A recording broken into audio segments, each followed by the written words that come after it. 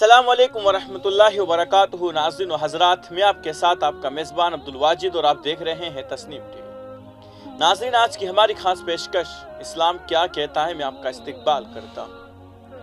حضرت ابو ہریرہ رضی اللہ تعالیٰ عنہ سے روایت ہے کہ رسول اللہ صلی اللہ علیہ وسلم نے فرمایا، اس ذات کی قسم جس کے ہاتھ میں میری جان ہے، تم اس وقت تک جنت میں داخل نہیں ہوں گے جب تک کہ تم اسلام قبول نہ کر لو، اور تم اس وقت تک اسلام قبول نہیں کرو گے جب تک کہ تم ایک دوسرے سے محبت نہ کرنے لگو۔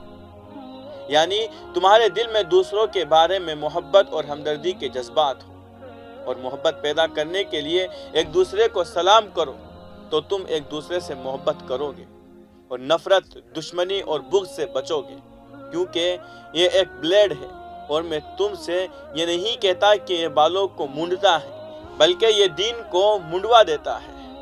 اس حدیث سے تین باتوں کا پتہ چلتا ہے۔ پہلی یہ کہ کوئی شخص اس وقت تک جنت میں داخل نہیں ہو سکتا جب تک کہ وہ اسلام قبول نہ کر لے، کیونکہ قیامت کے دن اسلام کے علاوہ کوئی دوسرا مذہب قبول نہیں کیا جائے گا۔